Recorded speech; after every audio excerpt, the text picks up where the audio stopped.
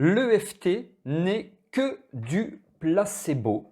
Je vais donc parler, vous l'avez compris, de placebo. Bien sûr, je vais parler d'EFT. Je vais établir le lien supposé entre les deux et de ce qu'on obtient en EFT en termes de résultats, tout en parlant aussi de placebo.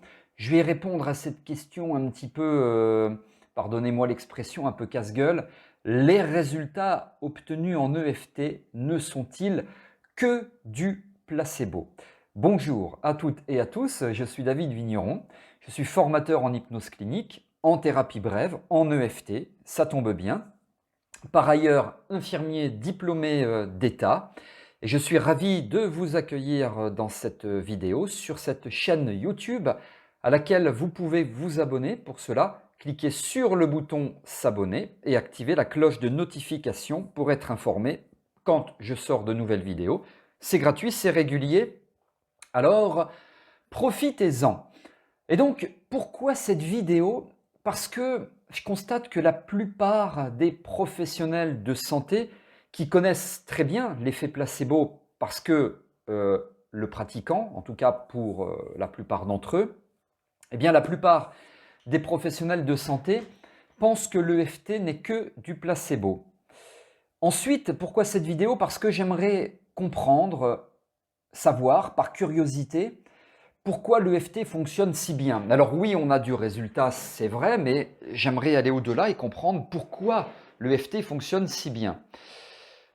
Je sais que certaines personnes vont être frustrées, voire en colère, si je prétends, si j'émets cette hypothèse, l'EFT n'est que du placebo. C'est pas grave, je vais l'assumer et je vais vous expliquer. C'est le but de cette vidéo. D'ailleurs, c'est de partager mon point de vue en essayant d'appuyer mes propos avec des publications médicales, des publications scientifiques. C'est ce que je vais faire ici. D'ailleurs, vous pouvez me contredire, vous pouvez m'exposer ce que vous pensez. C'est sous cette vidéo dans la partie des commentaires. Je serai ravi de pouvoir répondre et on pourra ainsi échanger. Alors, c'est peut-être la vidéo polémique pour en tout cas ce début d'année. Je ne sais pas, on verra bien. Mais en tout cas, susceptiblement, effectivement, c'est peut-être une vidéo polémique. On verra bien. Le but n'est pas de dénigrer l'EFT, bien au contraire, parce que si vous me suivez, si vous me connaissez, vous savez que je suis littéralement tombé amoureux de l'EFT, je la pratique beaucoup, je l'aime, je l'enseigne. Donc évidemment, le but n'est pas de dénigrer l'EFT. Allez, on y va, c'est parti avec le contenu. L'EFT n'est que du placebo. Je vais donc commencer avec quelques publications médicales qui établissent le fait que le placebo, c'est quelque chose d'extrêmement fort, d'extrêmement puissant, et c'est pas que dans la tête. Alors dans la tête, c'est-à-dire des croyances, mais ça part quand même de croyances. Je vais vous expliquer ça. Il y a réellement quelque chose de neurologique avec une interaction physiologique, neurophysiologique. Je vais vous expliquer ça. Les publications, les références des publications médicales, je ne vous les donne pas dans cette vidéo. En revanche, vous allez pouvoir les trouver dans la description de la vidéo. Donc vous pouvez vous y rendre et puis vous pouvez même aller chercher plus d'infos dans ces différentes références si vous le souhaitez. Alors la première publication, elle nous dit que les effets placebo sont particulièrement efficaces pour la douleur. Alors en réalité, contre la douleur, bien sûr. Donc particulièrement efficaces contre la douleur, l'anxiété, le syndrome du côlon irritable et la douleur chronique. D'ailleurs, je l'utilise beaucoup pour des personnes qui viennent me voir en consultation pour des douleurs chroniques. Ça fait partie de ma caisse à outils, mais bien entendu, il n'y a pas que ça. Ensuite, on a Henry Beecher qui a quantifié les effets placebo, enfin l'effet placebo, pendant la Seconde Guerre mondiale en observant que des soldats blessés s'amélioraient en termes de douleur avec une simple solution saline, c'est-à-dire une perfusion de l'eau et du sel dedans. Enfin, je vous la fais courte, hein. J'imagine que c'est parce qu'ils n'avaient pas de médicaments à l'époque. Et attention, L'idée n'est pas de dire qu'un patient ou un blessé qui est hyperalgique, qui est très douloureux parce qu'il a une fracture ouverte du fémur, ou dans ces contextes-là qui sont gravissimes, il a une balle dans le ventre ou dans l'épaule, voilà. L'idée n'est pas de dire il passe de 10 sur 10 de douleur à 0 juste avec du placebo. Non, mais en tout cas, on parle d'amélioration dans certains cas. On découvre aussi, et ça c'est très intéressant, que la forme du placebo influence son efficacité.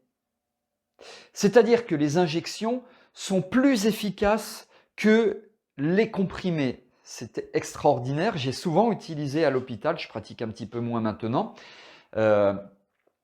des injections placebo en disant, bah voilà, le médicament que je vous donne là, il va vous aider à dormir, il est très efficace, etc. Effectivement, je vais dire peut-être 9 fois sur 10, je ne sais pas combien, j'ai bien sûr pas évalué, 9 fois sur 10, eh bien, ça fonctionnait bien et la patiente ou le patient dormait, avait moins de nausées, moins de stress, moins d'anxiété, etc.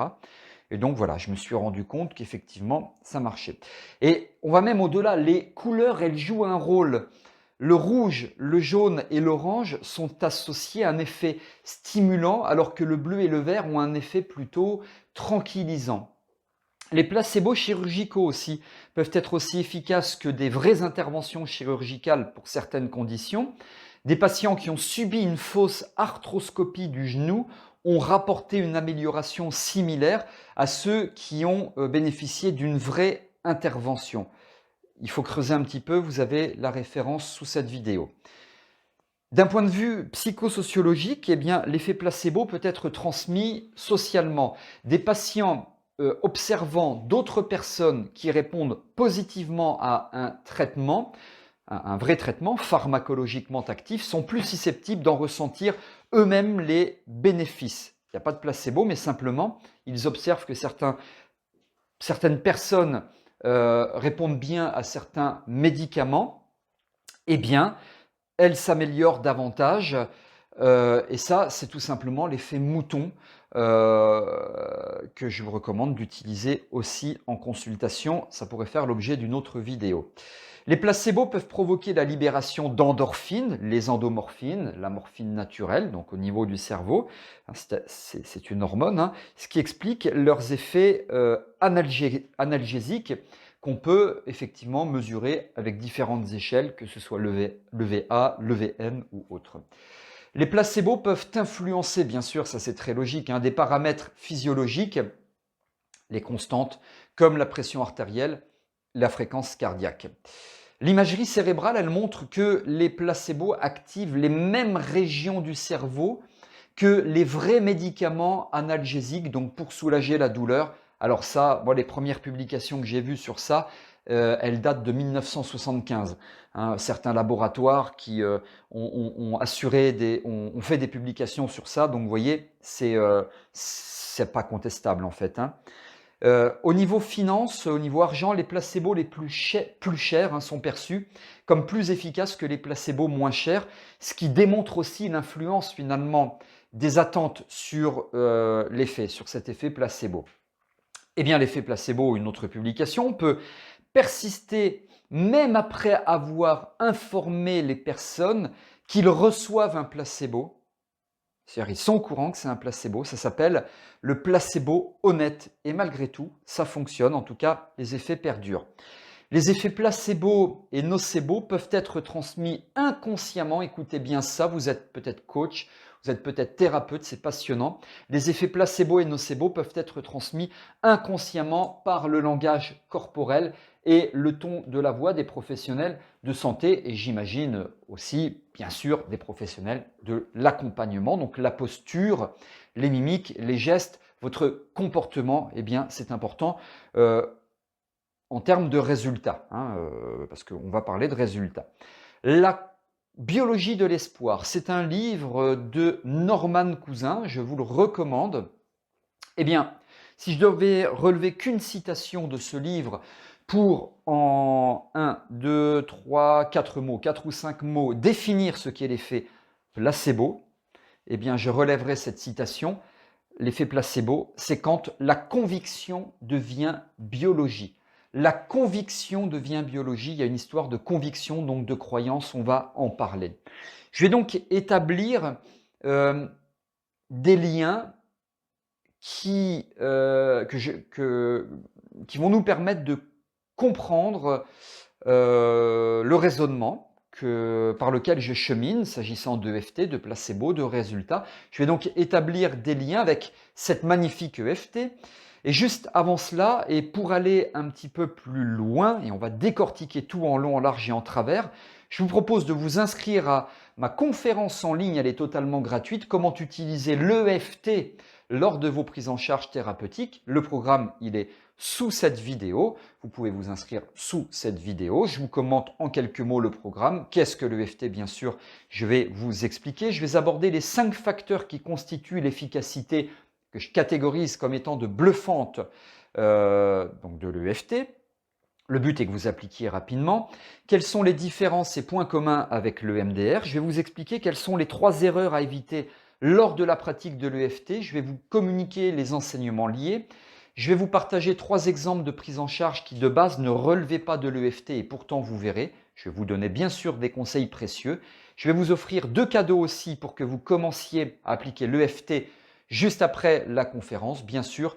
Je répondrai à vos questions, profitez-en, c'est gratuit. Le lien d'inscription figure sous cette vidéo. Attention, je limite volontairement le nombre de places, donc inscrivez-vous rapidement. Alors l'EFT n'est que du placebo, point d'interrogation ou point d'exclamation. Alors le placebo, vous l'avez compris, c'est pas n'importe quoi. Parce que la science, la médecine notamment, démontre ses effets en long, en large et en travers. Et les quelques publications médicales que j'ai commentées juste avant, bien j'aurais pu vous en proposer littéralement des milliers. Alors oui, en EFT, il y a des résultats. Oui, ils sont souvent très surprenants, inattendus. Durables aussi. Pourquoi durables? Ça, les neurosciences l'expliquent. Bluffant. Mais alors, comment est-ce qu'on y parvient?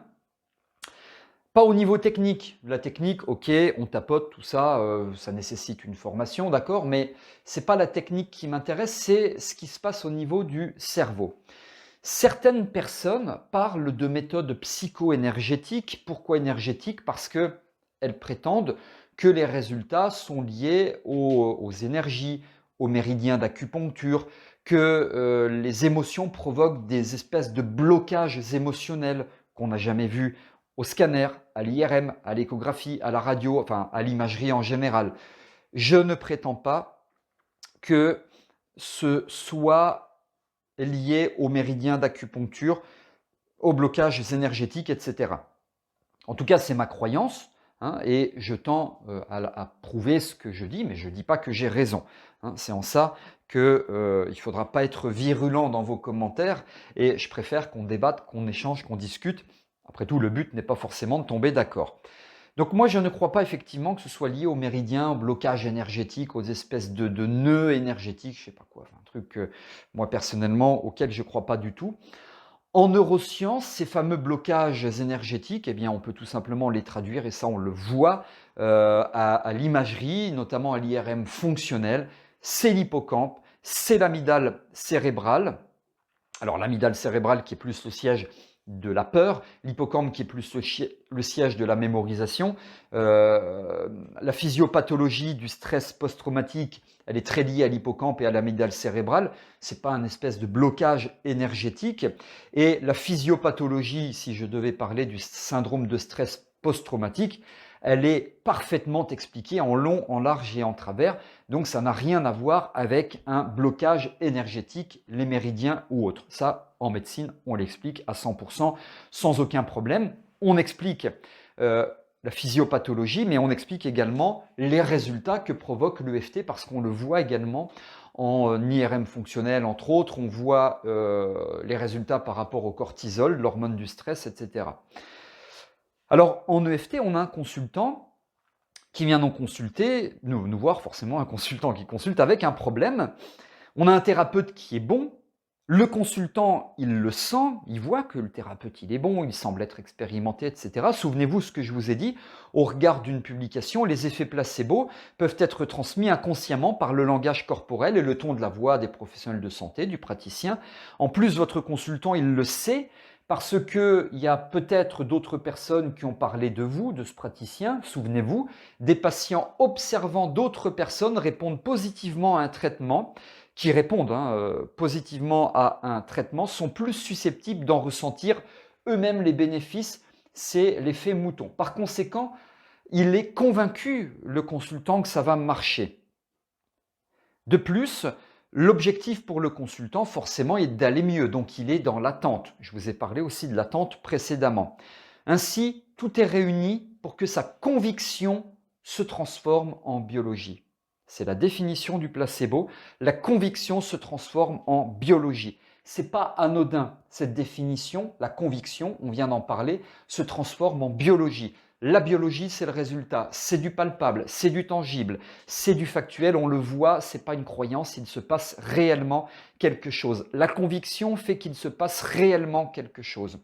Je crois donc que de rester focalisé en termes de croyance, j'entends, sur les énergies, c'est finalement minimiser les pouvoirs du cerveau ou de les ignorer volontairement. C'est minimiser les pouvoirs du placebo ou de les ignorer volontairement, si je peux dire. On a déjà vu un cerveau sous IRM, d'accord, avec l'activité de l'amygdale cérébrale, enfin plein de choses qui se passent au niveau du cerveau, puisque d'ailleurs c'est le but de l'IRM cérébral, du cerveau. On a déjà vu ça des milliards de fois. Vous pouvez retrouver des vidéos, des photos partout sur Internet. Enfin, bien sûr, ça vous le savez, que ce soit l'IRM du cerveau, que ce soit un IRM au niveau du genou ou d'ailleurs, peu importe. Mais on n'a jamais vu des méridiens d'acupuncture sur des IRM, des échos ou autres. Alors pour moi, c'est du placebo. Pour moi, le l'EFT, c'est du placebo. C'est la puissance du placebo qui est révélée et qui démontre qu'elle est extrêmement présente, c'est factuel, parce qu'on voit les résultats. Et c'est du durable parce qu'on vide l'amygdale cérébrale quand on est sur du stress post-traumatique, quand on est sur des phobies, etc. Enfin, vider, c'est imagé, bien sûr. Il est beaucoup moins actif, voire il est inactif quand il est confronté à un élément phobogène, anxiogène ou autre. Et puis, il y a les résultats, donc c'est OK. Donc finalement, si vous croyez que c'est lié, ce qui n'est pas ma croyance, pas mon hypothèse, comme je vous l'ai dit, que c'est lié au méridien d'acupuncture, c'est OK, il y a des résultats, vous n'êtes pas dans une démarche sectaire, etc. Si je pense et j'émets l'hypothèse que je tends à prouver que c'est du placebo, que c'est neurophysiologique, etc., c'est OK, il y a du résultat, je ne suis pas sectaire, voilà. C'est au minimum... c'est ma croyance, ce que je vous expose là. Tout ce que j'expose là, je crois au moins à tout ça, parce que je pourrais passer des heures à me justifier, entre guillemets. En tout cas, je m'efforce de prouver via ce contenu que finalement, ce n'est pas si déconnant que ça, sachant que le but n'est pas de vous convaincre, bien sûr. Et puis, j'ai été plusieurs fois confronté, j'ai notamment le cas d'une dame. Vous savez, l'EFT, il faut vraiment tapoter précisément au millimètre près les extrémités des méridiens d'acupuncture. Et moi, ça, je l'explique dans les formations, c'est très important pour renforcer la conviction, le fait que ça marche, etc. Pour les consultants, c'est fondamental. Et puis, je respecte ce que Gary Craig nous explique, le concepteur, le créateur, l'inventeur de l'EFT.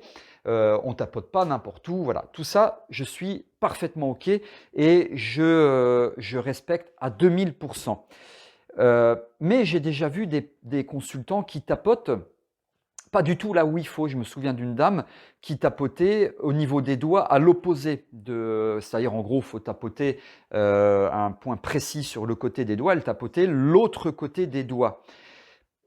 Et ça fonctionnait très bien. Donc, je ne vais pas lui dire, madame, c'est pas là qu'il faut tapoter l'autre côté, je vais la contrarier, ça fonctionnait. Donc, pourquoi changer?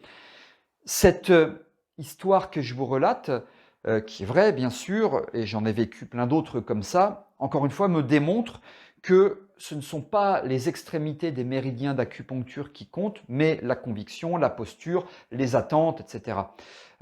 Et donc c'est du placebo. La conviction se transforme en biologie et on s'inscrit dans une puissance extrême.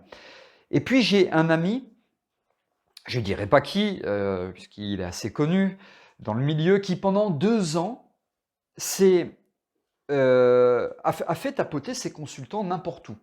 Alors volontairement, il a décalé des points de 3-4 cm à gauche, au-dessus, en dessous, il en a oublié, etc. Donc, il a fait tapoter pendant 2 ans la plupart de ses consultants n'importe où. Il a constaté exactement les mêmes résultats. Encore une fois, le but, il est juste de partager mon avis, de démontrer les pouvoirs du placebo, de démontrer les liens entre placebo et EFT et résultat. Il n'est pas de dénigrer l'acupuncture, les méridiens d'acupuncture, la médecine chinoise.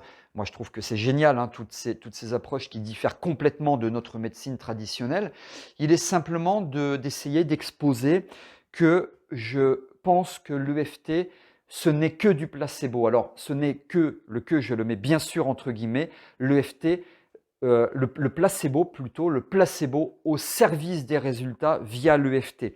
L'EFT, finalement, c'est juste un catalyseur, c'est juste un intermédiaire. Il est médium, il se place au milieu de tout ça pour permettre on a un événement, je me suis fait violer par exemple, un événement, et on a un résultat à atteindre qui est de désactiver au regard de cet événement l'amygdale cérébrale, l'hippocampe, etc.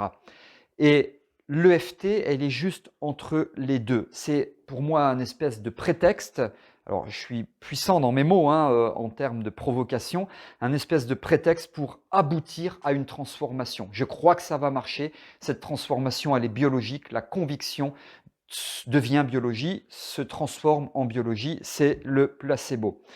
Mais très loin de moi, et je vais clore cette vidéo ainsi, l'idée de dire que l'EFT ça ne fonctionne pas, que le placebo c'est pas puissant, etc. Parce que, encore une fois, ce serait ne pas comprendre ce qu'est l'effet placebo. Évidemment, quand j'expose ça parfois, certaines personnes me disent « mais non, c'est pas vrai du tout parce qu'il se passe des choses, on a le cortisol qui diminue, on voit l'activité de l'amygdale cérébrale qui diminue, et qui ralentit, etc. » Ben oui, bien sûr, c'est ce que je suis en train de dire.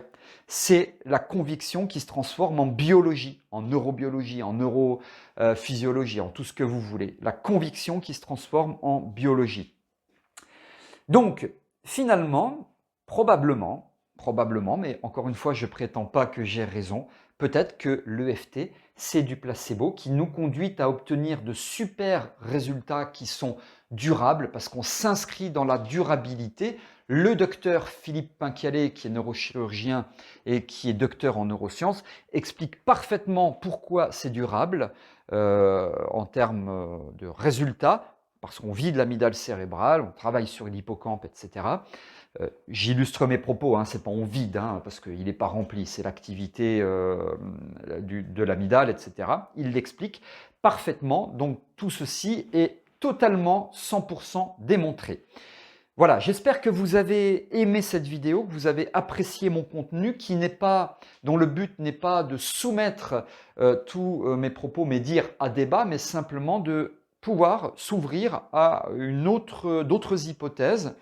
N'hésitez pas à me dire ce que vous en pensez sous cette vidéo. Je suis intéressé. Vous êtes d'accord? Vous n'êtes pas d'accord? C'est très bien. On en discute, on en parle. Je réponds à vos questions, à vos interrogations, à vos commentaires. Moi-même, il n'y a pas d'intermédiaire. C'est moi qui réponds. Voilà, je vous propose également de vous inscrire au webinaire dans lequel je parle d'EFT, comment le combiner à votre pratique thérapeutique, comment la combiner, cette superbe EFT. Merci de m'avoir écouté, merci d'avoir été attentif et attentive. Si vous avez aimé cette vidéo, vous pouvez liker en cliquant sur le pouce bleu. Je vous retrouve dans de prochaines vidéos avec grand plaisir. Merci pour votre confiance, à très bientôt.